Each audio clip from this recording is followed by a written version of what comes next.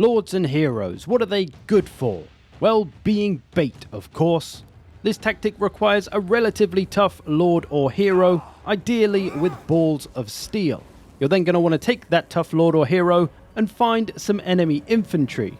Then all that's left to do is to charge your lord or hero into the pile of infantry all by themselves like an utter maniac. Solid plan, right?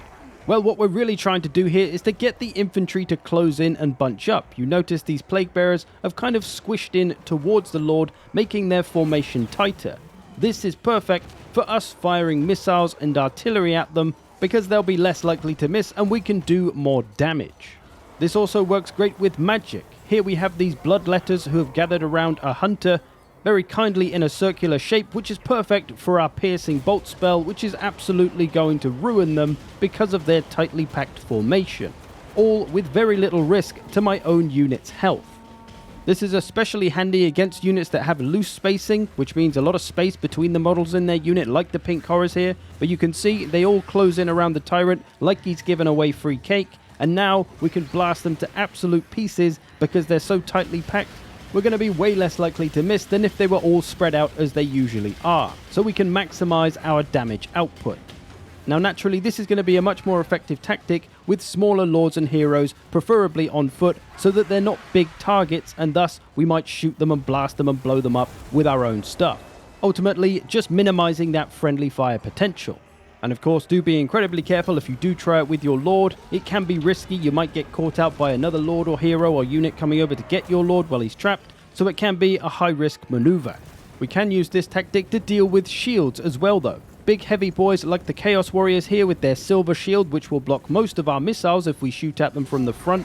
Well, they can be baited into turning their backs to our missiles because they'll all turn to focus on our lord or hero that's in the middle of them. As we can see now, all the Chaos Warriors are facing with their backs to the missiles behind them, which makes it much less likely that their shields are going to save them from our barrage of arrows. Another thing you might want to consider with this tactic is giving some kind of buff that can protect your lord or hero. Like the Crystal Sanctuary for Kislev, this will give a 60% damage resistance, stops them from moving, but that's fine. It's perfect for this because it allows them to stay pretty safe while still staying in the middle of all that action, holding the unit in place. And of course the effects of this can be amplified further by getting multiple units to gather round your single lord or hero. And then getting all that missile fire, artillery fire, magic, whatever, to rain down on that group of clumped up troops. Do be smart about this tactic though. Charging into a bad matchup is never going to be a good idea.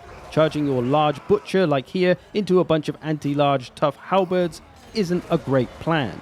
This tactic isn't going to be very effective if you're taking just as much damage in return.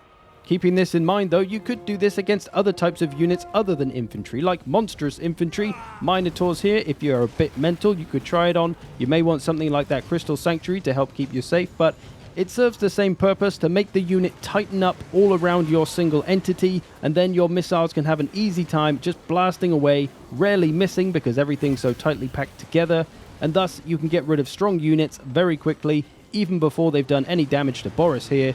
Those Minotaurs are done for.